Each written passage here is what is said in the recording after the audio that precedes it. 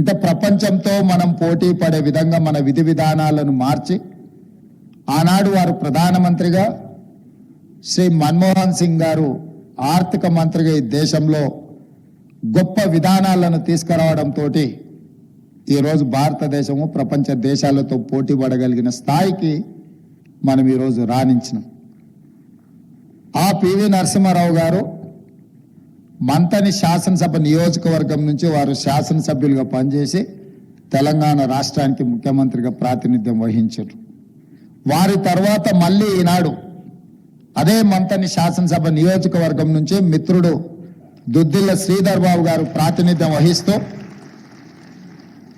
ఈరోజు తెలంగాణ పారిశ్రామిక విధానాలను దళితులకు, గిరిజనులకు, మహిళలకు అందుబాటులోకి తీసుకొచ్చి వాళ్ళకు ఇన్సెంటివ్స్ ఇవ్వడమే కాకుండా వాళ్ళను ప్రోత్సహించాలి.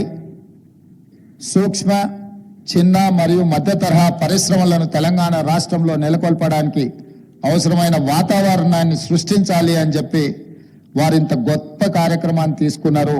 వారిని మనస్ఫూర్తిగా నేను అభినందిస్తున్నా. ఏ రాష్ట్రమైనా, ఏ ప్రభుత్వమైనా పాలసీ డాక్యుమెంట్ లేకుండా ఆ రాష్ట్రం అభివృద్ధి సాధిస్తుంది అని చెప్పి నేను అనుకోవడం లేదు.